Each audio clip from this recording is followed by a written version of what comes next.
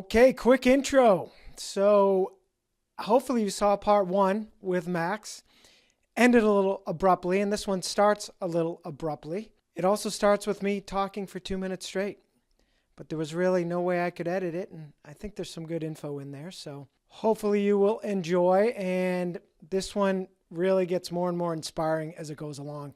I try to pick about 5 or 6 clips to use for social media, and I had a hard time narrowing them down on this part 2. So I even got a text. I posted one of them last night from part 1, and I had a text from my friend Phil, who's an upcoming guest, going to be on here. And he said, bro, my stuff doesn't sound nearly as good as people you have on here.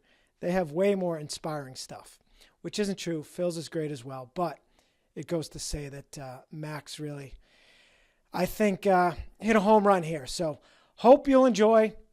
And then just for the record, those following me personally, it is November 25th, 25 as I film this, 2025. I still haven't launched my sobriety community, recovery community, but my coaching business is basically launched. I did my first coaching call yesterday. So if you're seeing this in the near future, hit me up. Might be running, I'm definitely running kind of a charter sale for early members and maybe throw in the little Black Friday deal. And then my community, I hope to launch very soon, particularly for the coaching folks. I want to make them, weekly one-on-one calls, but also have a weekly group coaching call as part of that as well. And then when I get back from vacay beginning of January, I hope to launch an overall recovery community for the masses by mid-January. So that's it for now. Thanks for watching and or listening. Enjoy. I had a couple more things I want to throw in. Number one, I talked on this call about losing a good friend in my sober community just in the last week. I also have to tell you, just in the last few days, well, twice today, one during this podcast, I just happened to glance at my text.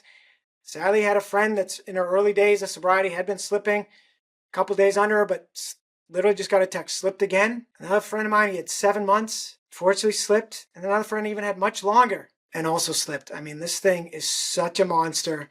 It's so insidious. You can never be fortified enough. That's my word of the year. Last year, I renewed it. I like to say I renewed my word of the year. I'd never done a word of the year before. I was never one of those people. But fortify, man, to strengthen yourself mentally and or physically against attack. And I say the attack of the voice. And that's by doing the work and staying vigilant. And it's so important. And there's also, I speak on YouTube about prelapse. The slip happens long before you take that drink. And I know that was the case of these folks. And that's when you got to take action in that the second that voice starts talking to you, that's when you got to make that call, do the share, get dopamine hits. That's when you got to do it. It almost bothers me when people say, oh, you should have called me before you took that drink. Too late. That voice has already made up your mind. The way it works, I talk about the neuroscience, is that your glutamate is the assistant to dopamine, executive assistant, one neuroscientist calls it, and it tracks every time that alcohol worked for us. You talked about it getting through tough times, including loneliness could be your best friend, but it'll go through your brain, it'll go through your files and find any excuse in the book for you to drink. It's the best salesman in the world. That's what I call it. And that's why it's not us, because we'd all be the best salesman. Yeah. Because the scariest place you can be is like where you're like, I'm not drinking today, and all of a sudden it's 2:00 and you're drunk, and you're like, you're in disbelief. You are in disbelief because you just said that's the scariest place you can be. Yep. Yeah. Because you can't trust yourself. Mm-hmm. And they say once glutamate's going to find an excuse for you to drink, whatever your problem is, it's going to find a time alcohol worked. I use the quotes because it never really worked for us because the opportunity cost was we didn't develop coping skills. But it's going to find a reason to give you permission.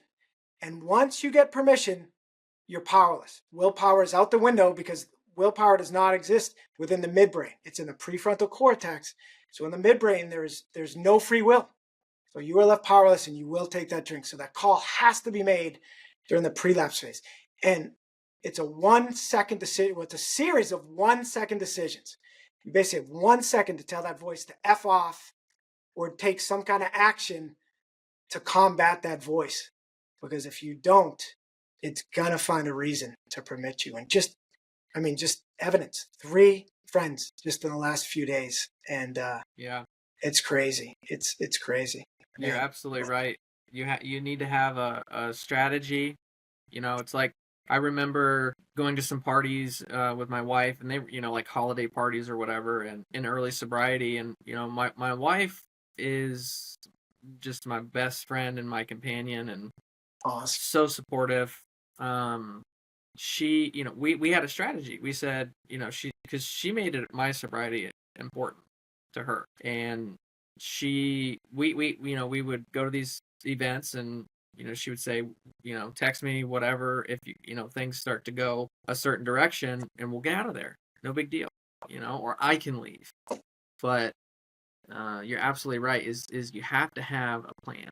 You have to have a strategy. You have to have a daily work through, and that's why like Reframe or these communities are really good, because they get you back in the habit of doing those daily routines and checking in, and it's so important, so important to do the Absolutely. work. Yep. Do the work. The work works. I mean, it really does. And that's the thing. You got to truly want sobriety. I was listening to this great podcast, Sober Powered. She talks about, there's a lot of people that Yes, say they want it. she's so good, so good. Oh, Yeah. yeah. Oh, yeah. Jill from, yeah, Sober Yes. Powered. Yeah, Yeah. I listened to her so much in early sobriety. She was like one of my first podcasts. She's phenomenal. Yeah. In fact, those recovery stats, I should have given credit. Those recovery relapse stats I gave from earlier were from her. And So yeah, overpowered. Yeah, she's the bomb. yeah, she'll good. My only complaint, she's too good because I gotta sit there at my computer and take notes on everything she says. I try to listen when I'm out on the run, and it's torture. Yeah. Or I just say, all right, I'm gonna go back home and re-listen. But she just dispenses a lot of information. But yeah, fantastic. But it just reminded me a couple things that I wanted to remind people or tricks for me that helped my sobriety was becoming obsessed with sobriety. I just, every share, I'd write down notes. I did as much research as I could, listen to podcasts. Becoming obsessed with sobriety, I think, is a good way to overcome sobriety. It also scare the hell out of you about the poison that we're putting in us, Yeah. which will help. And then you touched on making espresso earlier. I love that. I wanted to say to people, get obsessed with coffee. Who cares if you get addicted to coffee? Mhm. Cross addictions, even sugar, aren't the worst thing in the world because there's a Mhm. difference between an addiction and an addiction disorder. That's what we have. That's what comes with a voice for life. An addiction to me is really just an ingrained habit. Like I eat chocolate after dinner and I can beat that. But an addiction disorder, you can't beat on your own. You need work and all that. So that's to say that I'm now addicted to coffee, but I know I can technically beat it, take it at any time. And I'm not going to get a driving while caffeinated, DWC or You'll be DWC. more alert, more cautious, more. True. Unless they do say there is that crash factor, but if you just keep drinking it. But I love it. I never did this. I'm a Keurig man, and I just do the Starbucks K Yeah. cups, half Yeah. calf. But Yeah. I'd recommend early sobriety. Get obsessed. Get one of those machines that my sister has. My nephew's great. He's like a barista. He's 17. And we're like, Yeah. hey boy, make me a cappuccino or an Well, espresso. It's great, and man. that's a really good point that you bring up, because uh in early sobriety, I'm a huge proponent of not excluding, like not just removing yourself from everything. You need to replace. So if you went like in early sobriety, I would go to the bar at 5. Well, I do a cold plunge at 5. Like it's happy hour, and I know it, and I know it's happy hour. I go to the cold plunge, 5 o'clock, cold plunge, and my brain it retrains. So now, and I get dopamine. I get a natural dopamine that way. So don't exclude, replace. So if you have friends that you only hang out with them when you drink, well, get new friends. Get friends that don't drink. You have to, because you're going to be like the people you surround yourself with. And recognizing that, you are the captain of this ship. It's your journey, and you are worthy of being happy, and you are worthy of being healthy, and you are worthy of doing the work that it takes to be sober and to be happy. But it takes work. We keep going back to that. Keep going Yeah. back to that. So that's one thing I realized was a lot of my hobbies went away. A lot of my hobbies went away slowly. Slowly, a lot of my like working out became less important, and my nutrition became less important.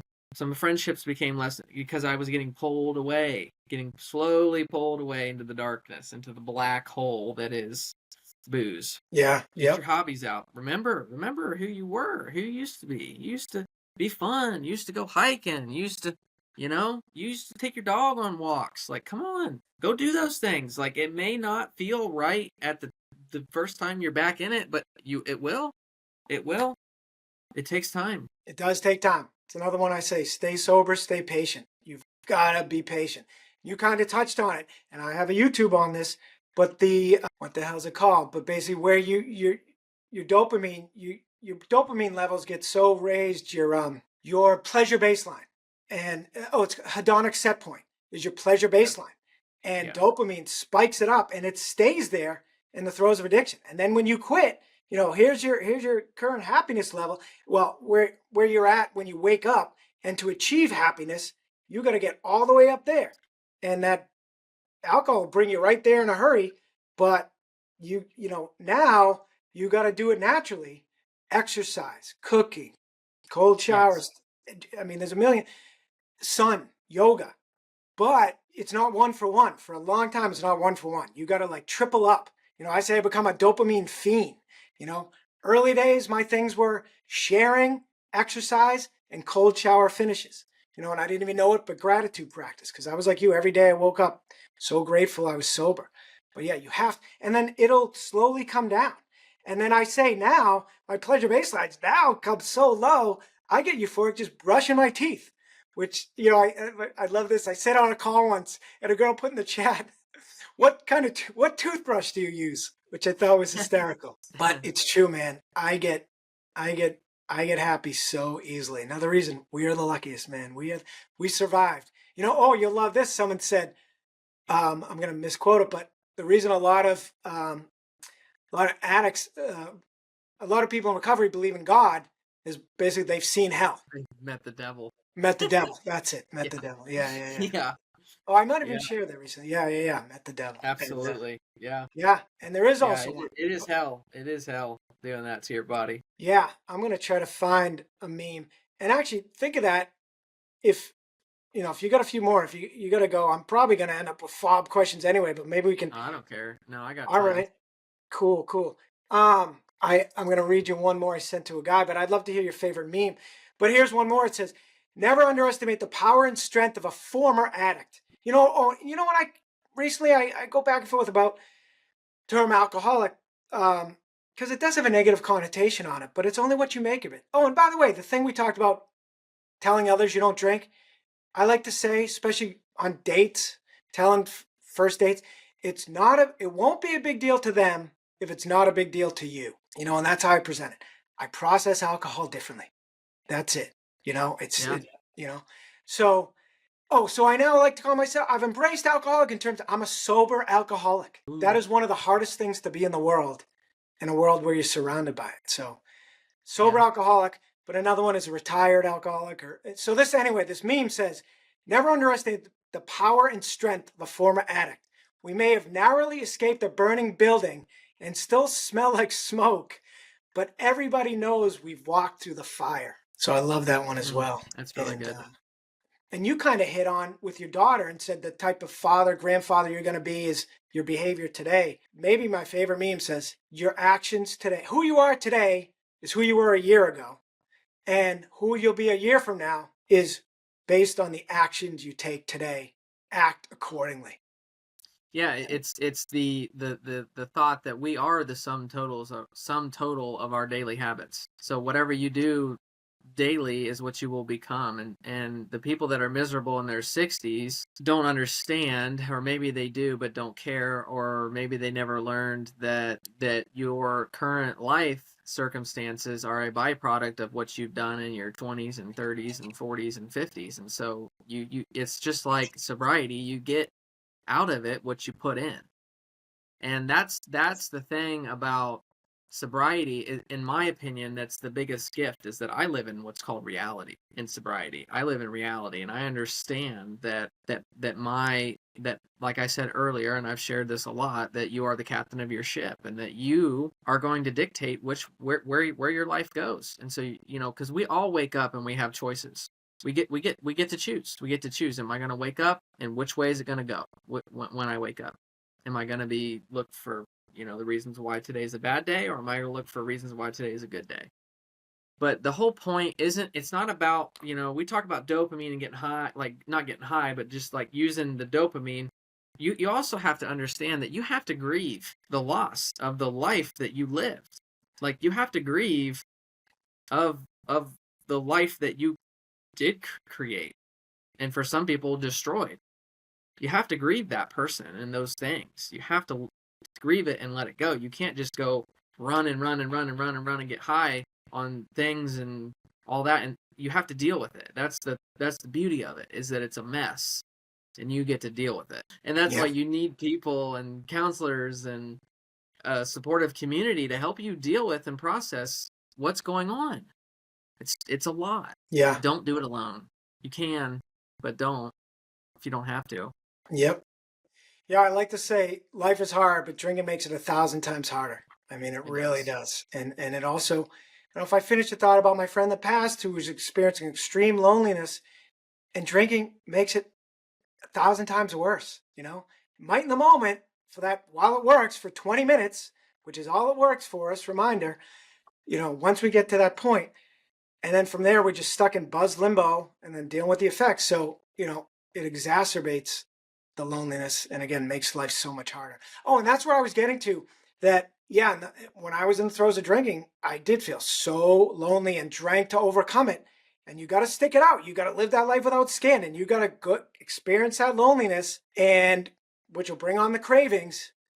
And I learned cold shower finishes was a great way to overcome cravings, by the way. Also, the Mm-hmm. YouTube on that. Yeah. But the further I got into sobriety, the more I embraced it, that I can do whatever the hell I want. I still get some fear and envy now and then, etc. But embrace the positive aspects of it, and became that George Bailey from It's a Wonderful Life, that I love my life and I'm so happy all the time just for having gotten here. So hey, you mentioned you're motivational. Well, you're I forget, a personal, I don't know, trainer. You remind me what you do, Yeah. and then I want you to speak to the quote that I saw you mention on Facebook, and you can throw out your social, by the way, if you're open to that.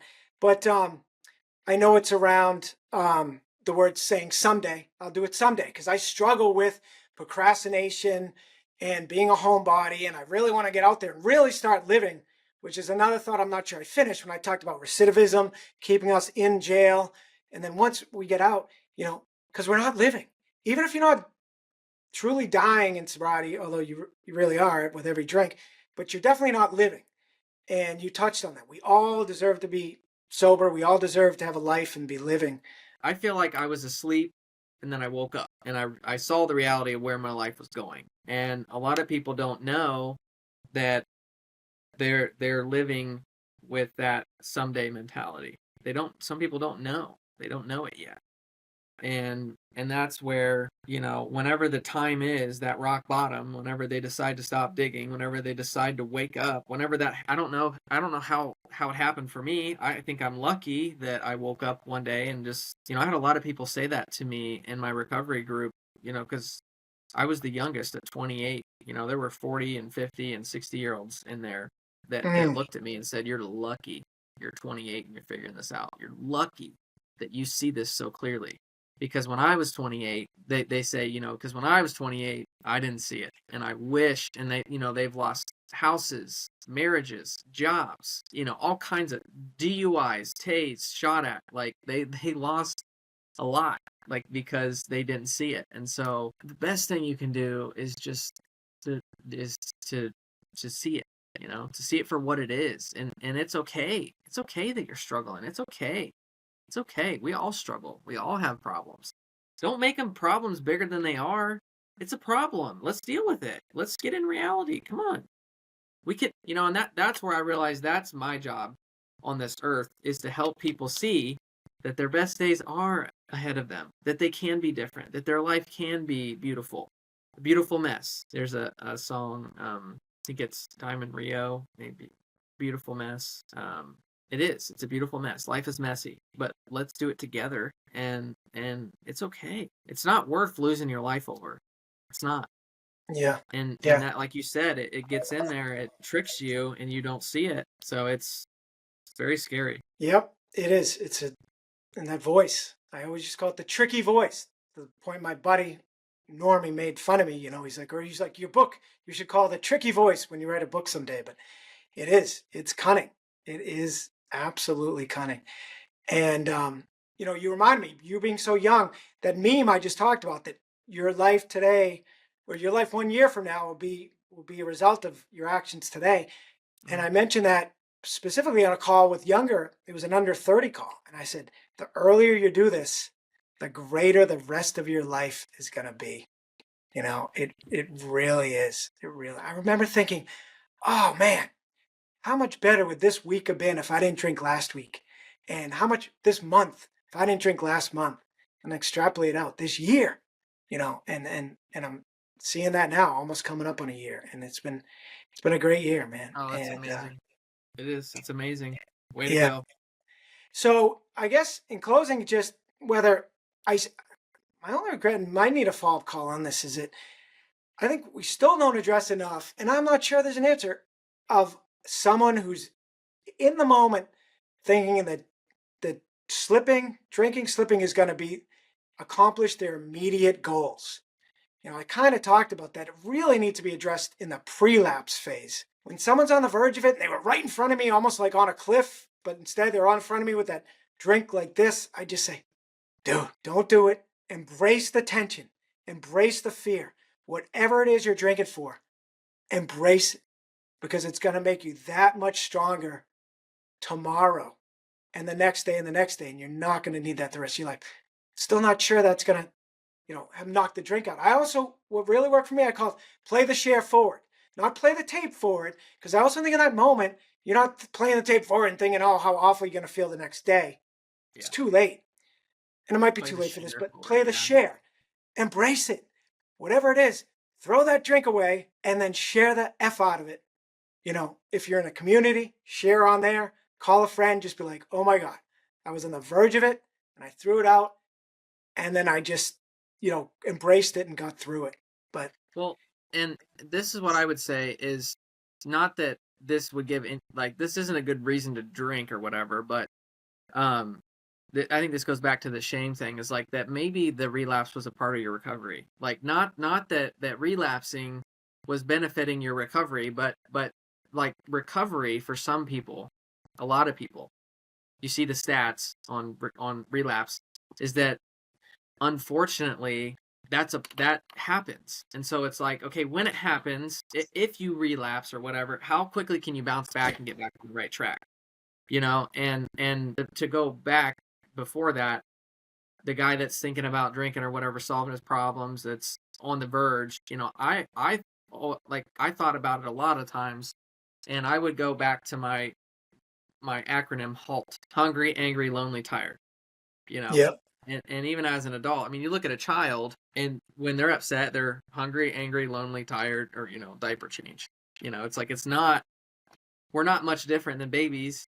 Like, are you hungry? Are you angry? Are you lonely? Are you tired? I mean, I took a lot of naps in sobriety. I ate a lot of food in sobriety, a lot of sugar. Like, yeah, the baby um, thing, right? yeah, yeah. But don't make it bigger than it is. Like you said, if you give it this huge attention, it's like a kid. Like, I remember before I had kids, I was hanging out with a couple friend that had two boys, and I think one of their boys had to have fallen, I think, 10 feet. Okay, it wasn't 10 feet, but he fell from the playground and bounced off the ground, and I went like this. I was like, oh my gosh. And I look at the parent, and I'm like, do we need to call the squad? And she looks at me and goes, don't react. Don't react. So he'll be fine. And it's like that. I think a lot of times where, okay, you relapsed, you messed up, but let's get you back on track. Let's put our time and attention towards what's gonna get you and keep you sober. Let's replay that and go, where did I go wrong? what could I have done better, and get a new game plan, because the path to sobriety isn't always linear. It's not always a straight line. Yeah. Do you know when we get a craving, our brain actually releases a little bit of dopamine to get us to seek more? I found That's that crazy. fascinating. That's crazy. And that's why it's so hard to resist. And yeah, it's just the thought of it is, our brain associates, um, with drinking. So thought of whatever you're going to be doing. So anyway, where I was going with that is that I am convinced, man, the cold shower finishes is the secret to immediate sobriety. If you can just get yourself in there, and I know that's easier said than done. Get yourself off the couch, etc. But It's brutal. if you're at a party you don't want to be at or whatever, but if you're at home and you're experiencing a craving, which say lasts 20 minutes, if you can get yourself in the shower, take a nice warm shower for as long as you want, that alone will change your nervous system for the better. But then if you can just do a 30-second cold finish, and you can start baby steps, 5-10 seconds, but it'll give you a huge dopamine hit. It is doing a hard thing. So I do it every day. I've done it for 10 years. I do it for 30 seconds directly on me. Then I dance around for a couple minutes even, which is a huge mood enhancer besides a dopamine hit. But if you could That's get awesome. yourself in that shower, you will overcome that craving every time, man. Every time. For me now, I don't get the cravings, but I get irritable at times, especially if I drink too much coffee. Yeah. And there's times I think it's not gonna work. And I resent being in there, and I don't even want to turn that thing to cold. I procrastinate, turn it. Once I do, especially when I had that dancing, I come out of there happy as can be, man. And it works every time. Every time. So do you ever do? Oh, you mentioned plunges. Yeah. Oh, yeah. Yeah. I've never done, by the way. That's as far as I've gone. But I Well, just learned there's a plunge place 5 miles from me, and I've also thought I could try a cold bath. But so you do the plunge still?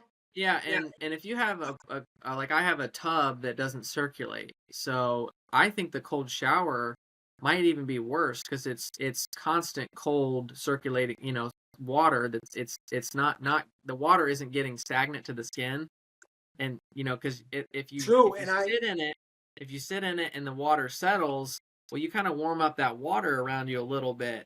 Now it's still cold and uncomfortable, but if you're, and I don't normally, I'll go up to here because my tub isn't big enough to where I can get underneath. But I mean, a cold shower is, I would say, super effective compared to um a tub. Any kind of cold is good. One thing I want to do is me and a buddy, actually, one of the things we wanted to do this winter, which we're coming out of winter into spring here, so we need to hurry up because I've been procrastinating, is find we have like a little river we want to jump in, you know, um, just because it's some, natural water, and being outside in the cold, it's another added level, I think. But yeah, you're right. It is so powerful. The science on the cold plunging and stuff it's really beneficial, and it just shows how doing hard things can be really beneficial, and earning your dopamine. You've heard that term, I'm Yeah. sure. Yeah. Earn your dopamine, and that's the thing about alcohol is you don't have to earn it, and things that you don't have to work for don't really mean much, but they can be super destructive. 100%. I just heard a great quote. I'm reading this book, Level Up by Mm, Rob Dial. I wonder if I could find it quickly. It's so good. Oh, if it doesn't challenge me, it doesn't change me. How good is exactly. that? Yeah. And that's where I get into embrace the tension. Sobriety gets you comfortable with the uncomfortable to the point one of our moderators said the other day, she's a discomfort junkie. Just like I said, a dopamine fiend, I've also become a discomfort junkie. You know, Yeah. I Yeah. I wish I had a Super Bowl party to go to the other night because I was all for it, man. I would have been there pounding my NA beers and Yeah. embracing, no matter how bad it gets. Almost wanted to get worse. I've gone on dates, super awkward, and I just have to remind myself, embrace this, embrace it. Yeah. It's gonna Oh, make you yeah. stronger. Yeah. But yeah, Yeah, that's because guess what? You're gonna go home and you're gonna go to sleep and you're gonna sleep great. Oh, you're gonna sleep like a little baby, and they're gonna be waking up, heart palpitations, going to the bathroom, having to take ibuprofen. I mean, come on. Who's the loser now? Who's the loser now? It's not the guy that's not yeah. getting any sleep, I'll tell you that. It's the guy that's getting a nice 7, 8 hours waking up, feeling good, going back on the routine. I mean, come on now. You can't beat that. You can't pay for that. It's Yeah, priceless. I Woo! can't believe you just. Oh, were you gonna say something? No, I'm just fired up. I mean, come Oh, on. yeah, I know. I love it. We should. I know we should be more fired up in these calls because Yeah. I tell people. I know we might have You to can't do a. compete with me. You can't compete with me because I'm sober and you're not. You can't. You can't keep up with this. And That, it's not arrogant, it's reality. yep, I was just gonna say that's that fine line you said between humble because this is a humble process, but it is just reality and the energy is just endless. Sadly, that woman who just passed, she'd been known to say, I don't know if you're on this call or not, but either way, I'm going to bring me some cappy energy, because it's true, man. I was going around, I said drinking was like putting 1,000-pound backpack on me, lugging that thing around. And now my energy is endless. I play pickleball against these younger guys. I could go forever. They're like, Yeah. I, Yeah. I'm done. I'm like, come on, Yeah, let's go, man. and what you'll find is that those are relationships that are so surface level that only revolved around drinking or those kind of things, they go away because you're looking for depth. You're looking for depth. You're looking for authenticity. You're looking, so your tribe's gonna change, and that's okay, But you got to get around people, like you said, that are bringing that energy. Come Yeah, on, you're worth it. yeah, That was one of my early sobriety sayings was I'm worth it. If I wanted to order something off Amazon or I wanted that ice cream cake or whatever, I didn't care. I'm worth it. I'm staying sober, baby. Like and people love it. They love to see people going after stuff. It's contagious. It is. It's absolutely contagious. yeah, yeah. Be So true, be man. Laura talks in her book about, she didn't know what to do with that energy, at first. And I didn't either. It's even one of the reasons I drank. She drank. It was like, I didn't know what to do with it. So it just almost to bring me down, if you will, or whatever. It was like at hmm my pizza shop. I was so exuberant, but I couldn't handle it almost. Now I know how to handle it and I could just bring it out at any time. I could convince anyone I was drunk at any point. Yeah. I give sober exuberance warnings sometimes before my shares, particularly if I come out of a cold shower finish or I come home from doing something hard sober, which initially was like golfing, just playing in my golf league sober. I come Yeah. home just, crushing it, and dancing. It's because you talked about having to relearn, or I forget how you worded, but it was similar to what they say you need to reassociate things with sobriety. To me, dancing, I always had to drink for. My singing, I want to do sober karaoke, but for now, we say that sharing in the community is like practicing at life. So I sing on calls every now and then. I dance at calls every now and then. I say I got a happy dance. We have dance parties, hour-long dance parties. And I had to get in, one was at 8 a.m. And I was like, I'm not doing this. And finally I got myself in the middle of the thing. I just jumped in, did a cold shower finish and came back out. And I was rocking it out, man. Because another thing, my mantra is who cares? Who cares? I used to care so Who much cares? Who about cares? my white man dance moves. Now I don't care. Now I get better rhythm because I shower. I Yeah. dance in the shower every day. Yeah. I got my buddy Matt to thank for that. I bash him a lot because we get in all these arguments. But he introduced well, he doesn't dance, but he does the full 3 minutes in the cold shower because they say that 30 seconds has the same effect. They did a study 30, 60, 90, all of the same impact. But he goes a full 3 minutes, and I'm like, whoa. And I'm very open to suggestions. So I'm like, if he can do it, I can do it. And they also say 11 minutes a week is good for your skin as well. So, but I added that. I think he just stands there. I do 30 seconds again, straight over my head, which is to me the hardest part, hyperventilate, but then I dance around for a couple minutes. I think he literally just stands there. Although I got to give him credit, and you hit on this, he twirls around. And he got me doing that. I initially was just standing with my back, and then your back becomes adjusted. But if Yeah. you twirl around, first I even just went like this, but just hitting my shoulders was a big hit. But now, oh, the front is brutal. I'm going to do a whole video on my whole routine. I listen to Springsteen's Working on the Highway. Everyone should know it, but I play it right now. As soon as you finish listening to this, it is such an uplifting song. He starts singing 3 seconds into the song and never stops. And it's also great for cold showering because he never stops. I have the Alexa. That's yeah. Oh yeah. Matt. Yeah, we do Matt too. does it. What's that? Do you do music? Yeah, the Alexa too. Yeah, yeah, yeah. Oh, I love music. Yeah, music big time. Oh, I love grabbing my daughter, because I made my garage into a gym. so I grab my daughter and we turn that country a lot of times at country music, and oh, we dance, and she's 6 months old, so I spin her around, and I mean, there's just nothing better. There's nothing better than that. Like, it's great. It's so great. It's so Hey, freeing. You're free. That's the thing about, you talked about this early, that it's like, living in prison. Like, sobriety is the linchpin, is the key to everything in my life that I wanted, that I want. And all I had to do was take, like, I had to remove the alcohol, and now I can live and have the life that I want. And man, it is contagious. It's contagious. It is contagious. You don't understand the impact that you have on people by not saying anything, but by living your life, um, and getting sober, and taking responsibility for it. It's contagious. It is. It really is. And it may not be instantaneous, but because people are watching, they know you. They know, they're like, oh, here he goes again. Listen, it's like, don't do it for anybody else. And it's like when I first got sober, my wife was like, you need to get straight. You need to figure this out. And because she was done. She was fed up, and I don't blame her for it one bit. But I'm not sober for her. Okay, I'm not sober for my wife. I'm sober because I feel that that's what I'm called to be at my core. And that regardless of what happens in my relationship with my wife or anybody else, I will be sober. That it's not, my sobriety isn't conditional. Now, did I want to get sober to keep my relationship with my wife? Of course. Of course. But that wasn't the reason why. I wanted to do it because I believe at my core that's what I'm called to be, is sober. And it's powerful. Ooh, it is it, powerful. it is, man. It is. I laugh or joke that often I think I've come up with a new expression, sobriety expression, and then I Google it and it's like, oh, someone's already come up with it. So one that hit me was, I didn't choose the sober life. The sober life chose me. Yeah, But yeah, it's out there. But it's yeah, true, man. Another reason we yeah, are the luckiest. yeah, Gratitude practice. yeah. I say to people, hey, sorry, we're allergic to poison. Boo hoo. Oh yeah, my Get bad, over it. Quit my bad. lamenting that you can't drink. Uh, how terrible, how Yeah. terrible.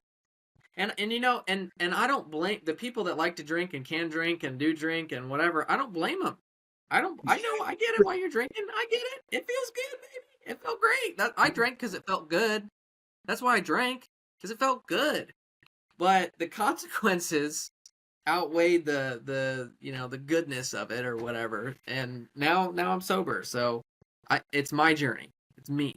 It's my own journey, and I don't look at anybody and go, you're an idiot because you drink, or try to persuade anybody, that way. It's because it's a personal decision. But the people 100%. that are searching, the people that want to know, but they're sober curious, they're on the fence, try 30 days. What do you got to lose? You're going to Yeah. get better sleep. You're going to be more mental clarity. You're probably going to lose a little bit of weight. Some of your relationships might get better. I mean, where's the downside here? Yeah, I love the meme that says you've given drinking a million chances. Why not give sobriety a chance? Yeah, It is. yeah. I mean, it Even really even out is. the scales a little. What's that? Even out the scales a little bit. Oh, right. I mean, it really is just hitting the easy button. I thought of even, inventing an easy button and a hard button side by side to keep in front when you're trying to get sober. And instead of hitting that easy button, hit that hard button, because you know what? Before long, they're going to be reversed. I think it's that guy Rob Dial in Level Up. He says, you got to do the hard part now or later. I even say you're doing both now if you're drinking, right? Because it doesn't work for you anymore. So you're doing the hard part drinking, all that planning, pre-planning, after planning the whole thing, and then never mind the physical effects, but the preoccupation, and eventually you're gonna get sober and do the hard part. So just do it now. Then, you will be on easy street. Again, life's never easy. It's hard, but it's 1,000 times Yeah. harder if you drink. Oh, And so by hard. default, So it's hard. Yeah. easier. Yeah, maybe it becomes the easier button. But I said that to my therapist. I was like, wow, after 30, 60 days, I said, wow, life's a lot easier than I remember. Because man, does drinking make it hard. It makes it so hard. And just to finish where I was going with the energy level I had, right? So I was so proud that I came up with having big, so I was like, oh, I've got big sober energy. Then I thought of big S energy, like big D energy. And I was so excited about that. And then I found out there is actually a book called Big Sober Energy. Although I'm not sure how much big S energy is out there, but yeah, I love that. Someone actually sent me the book that I Yeah. still need to read. But Well, I'll tell you this. I love your energy. I think it's great. And you keep doing what you're doing, man. And you're inspiring and sharing and you're onto something here. And anybody that's jealous of that is gonna talk down to you, you know. But the people that see your potential and really care about you and love you, they're gonna encourage you in this because this is great and you're uh, good at it. And it's clearly a passion and you don't know how many lives you can save by doing this. and that is the goal, man. That is a goal. I'd love to be a guest on the Today Show someday, just helping educate people. You know, another video on YouTube of mine is that this is a chronic brain disease. It is the Hmm. same thing. The same category as Alzheimer's, but nobody questions someone having saying they have Alzheimer's, and everyone has empathy for them. But a lot of people don't for us. And but we're listen to this theory, which I love to come up with theories. If you feel shame, if you're one of us and you slip and you feel shame, you're you're as you're as much a part of the problem as the disbelievers are, because it's the equivalent. If you had Alzheimer's and you forgot somebody's name and you Hmm. felt shame for that, you wouldn't, right? You wouldn't. Yeah. And it's the same thing. You have to know this is a chronic brain. It's not your fault. That's Laura's 9 things. The top two are, or number one is, it's not your fault, but it is your responsibility. And that's the difference. Is that? But Yes. it takes Yeah. people a long time to realize it. But it would help if we started out, propagating the message that it's not your fault. Yeah. That would help Well, people get to. and that puts more of the responsibility back on big, these big companies that make millions of dollars. Is that if they can get these people isolated and thinking that it's their problem, then they don't have to take any responsibility or put these labels and get this information. The American Heart Association, I think recently came out and changed their safe drinking. It used to be like I think it was like the equivalent of 2 beers for a male per day and like one drink per day for a female. And they recently changed it and said that no amount of alcohol, I believe, Yeah, I could be wrong, but they've changed it and said no alcohol is good for you. This much alcohol right. is good for your heart. You know, so what excuse? What are we doing? We're intentionally poisoning and damaging ourselves. So yeah, and you look at like the NA market, and it's booming. It's booming because people are Yeah, waking up to see the damages. And it's not just physical, man. It's like I looked at some stats on like crime and like car crashes and crime just in general, and like I don't know the number, but the number is astronomical of the amount of like altercations and crime that happens and alcohol is involved. It's like the number is like I don't know what the number is, but I want to say it's super like 60-70% of crime that happens has alcohol related in it. I mean, so think about wow, that. It's very impactful. that is wild. Um, I was looking for another a stat about just the accidents. I mean, that number's staggering as well. And it's true. Everyone, promotes drinking, but then when DUIs happen, it's completely just blaming that person, and there's no level of empathy or understanding there. That it's really hard to raise your hand. It's still hard. There's still that stigma. It's still hard to get help, and I hope to make it a lot easier. Yeah. One podcast I was listening to, the guy talked about how, everyone thinks drinking's all fun and games, and they laugh at the person when they initially get drunk and throwing up or staggering and all that stuff. But then when it takes over their life, they call them just a drunk, and have no empathy and no sympathy for them, etc. It's Yeah. it's just awful the way the whole thing's handled. And you made me think early on, you talked about alcohol commercials and all that. Someone just posted, they said, how come you never see a stumbling drunk person? I think you said drunk person. I lied. Stumbling drunk person in alcohol ads. Are they embarrassed by their customers? Which I thought was pretty cunning, pretty good. You know, when I was looking for that other stat, I just saw our friend Jill from Sober Power talked about related to dry January. 70% of those who had support during dry January made it versus only 36 who did it alone. So it is so important just from an accountability perspective. And that really helped me when I got accountable to my community, declaring my day count, which I think is so important. Apparently it's not for everybody. I think it's so important, but also to my coach, to my therapist, to my accountability partner. The more people you're accountable to, the better. And definitely the more support you have is so key. So key. And then you talked about sleep. I wanted to throw this out. You'll like this. Again, Rob Dial, the Level Up is the book I'm listening to. But he talks about how when you do basically a hard thing sober, and it's funny, his book isn't about sobriety. It's about, you know, leveling up your whole, being more productive, efficient, whatever. But I relate everything to sobriety. When he's the one, again, I love the quote, I'll say it again. If it doesn't challenge me, it doesn't change me. And you must push through resistance to grow. And when you do, epinephrine and acetylcholine mark the neurons that need to be changed in your brain. I mean, it's so fascinating. When you do a hard thing sober, those chemicals mark the neurons to be changed. And you know when it happens? It happens overnight, which is why sleep is so important. But when that happens, your brain then changes overnight. And so when you get anxious about doing a hard thing sober, your brain, those chemicals get released, and that's your brain's way of gearing up to change itself. So you have to embrace and lean into that. Exactly what I say in sobriety. You have to embrace the tension, lean into the discomfort, and your brain will literally change overnight. It is amazing. And his analogy was just like lifting weights. So you'll love this. As you know, the way your muscles get bigger is you break down those fibers by increasing resistance, by lifting more weight.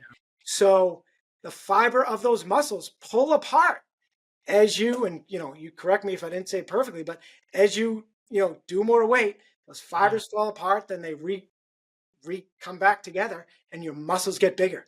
And it works the same essentially with your brain muscles. And the last thing I'll say, because I'm running on. Even though I could do this, we could go for another 2 hours, but I just can't. So we'll have to do it again if we can. But like you said, that's why sleep. Back to the sleep thing. That the growth occurs in the rest. The growth doesn't happen under the stress, and that's why you need both. You need the stress and the rest. The repair, of the muscle tissue is what makes it stronger. And I remember when I was in my active addiction was, man, I would go Monday, Tuesday, Wednesday, Thursday, Friday, go to work out, eat right. Okay. And then the weekend would come and I would pound. I'd hit it hard. Wouldn't sleep, abuse my body, and then I'd go Monday, Tuesday, Wednesday, Thursday, Friday. I never gave myself I never had a chance. I never had a chance because I kept beating myself into the ground. And you have to give your body time to recover and rest, and that's where the growth occurs is in the rest. And like you said earlier, just doing hard things. Find something hard to do, and it's relative to the individual. What may be hard to you might not be hard to me, and vice versa. It's like, but figure out what it is. Do what sets your soul on fire. And when I in my early sobriety, I was like, man, I need a new job. I'm not fulfilled in my job, and I need to change this and change that. And it's like, what needed changed was in here, was me, was on the inside, was the way I was thinking about things. And it's like, I've been given one of the greatest jobs I could think of, because I get to work with people, and I love people. I'm a people person. So find the things that set your soul on fire and go chase after those, because what else do you have to do in this life? What else do you have to do? I really believe that we're called to produce and grow and uh and come alongside, people in communities and build those relationships. And it's like, man, find what your gift is and go after it. And for me, it's taking care of my family, loving the people that God's blessed me with, and being a good steward of my job, and man, just being thankful I get to wake up, and because it could all be over in a split second. Life is so short, and so, like you shared earlier with these people relapsing and losing their lives. We take it for granted, like we have all this time. We don't. It's finite. Yeah. So make the most of it and do what sets your heart on fire. Come on now. Come on. Yeah, the woman who actually just passed was reading a book literally on how you never know when you're going to achieve your life's purpose. And she was really consumed with that. And sadly, she was unable to before this disease took her before she could achieve it, which is just awful. And I was just thinking, was it fair to say, based on what you just said, you started with the man in the mirror and you asked him to change his ways? And if you want to make the world a better place, you had to take a look at yourself and make that change? Yeah. It's called becoming the change. The change that you want to see in the world, you must become first. And it's like with my business and my nutrition clients and exercise and stuff, I don't ever ask anybody to do something that I don't do myself or haven't done or can't do. So, it's like the easy, to put it into terms like this, like it's like being an overweight nutrition coach. Like, you're not going to take advice from someone who doesn't practice what they preach. And it's like, you want the world to be a better place, you better be practicing what you're preaching. You want to show people how to get sober and be happy? Well, then you better be sober and happy too. And it's not like you can't not. Life isn't about being happy, but it's about being able to deal with the highs and the lows. It's like, I think of, oh, go ahead.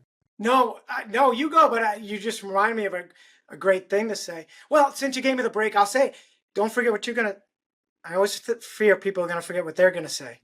So you go ahead. I'll say mine. Just the highs and lows. It's like with alcohol, my life was such a roller coaster. It was up and down and all over, and I was always putting out fires and just gotta feel better. You get to feeling better, and then you destroy yourself again. And it's like, life sober there's highs and lows, but the distance between the high and the low is maybe narrower. It's not as volatile. It's more consistent, and that's what really, that's what people want to see. Is they want to see that you're consistent, like, because if you're someone who's been alcoholic for a long time, you've hurt a lot of people, maybe you have kids that don't trust you, and you've tried to get sober before, but they, then you relapse, and now you're getting sober again, and people don't support you or because they don't believe you. But it's like, you need to have proof of who, that's the whole thing about sobriety. Was like, when it clicked for me, was like, oh, in sobriety, this is all I get to do, is I get to say, this is who I am, and then back it up. That's all sobriety is I'm this person and I back it up. Is that I do what I say I'm going to do. And when you're an alcoholic and when you struggle with addiction, you say one thing and you do another, because I believe that people don't wake up and go, man, I can't wait to be an alcoholic. Man, today I'm going to work on being an addict. Like, that's not what we didn't choose that. That's what happened. Okay. And you could go down a long rabbit hole of that, but the whole thing about is sobriety is like, I am who I say I am, and I care about myself now. I love myself. And the best thing you can do is love yourself, because the more you love yourself, the more you can love other people. The more you protect yourself and keep and work on your sobriety, the better you're going to be in your work and with your family and your relationships and the things that really matter. It's like, we could go, yeah, we need to do another. We need to do another. I had a call at the top of the hour, and I texted him while we were talking and said, I'll be 5 minutes. And then I said, I'll be 10 minutes. And okay, yeah. Yeah. it's at the bottom of the hour, so in 30 minutes. Okay. Yeah, we Um, better wrap it up, but let's but do another one. Absolutely. And Tom, the guy, the first guest said, let's do this weekly. So, I want to get you to be like me, where you're consumed. I feel like Seinfeld, like writing jokes. I write sobriety thoughts every minute. It used to be for my shares. Now it's for the podcast. So I'm sure you're going to think of stuff. Be like, this would be good for the pod. So maybe these will probably be released as 2 parts, but maybe we do another one in a week or two, as much as like do it daily. But I got to get a couple quick thoughts and we'll be done. What you just said about life isn't about being happy. I guess top of my head, I'd say it's about thriving, not just surviving. And it's the same with, I've said about recovery. At first, you're just surviving, then you're thriving, then you're thriving, right? Surviving, thriving, combined, thriving. I also thought I made that up, but it's out there. Great word. But Jeez. initially, You're like, what are you, 0 for 10 now? but I do have some. I promise. Yeah, you're like Thomas Edison, man. You just keep going.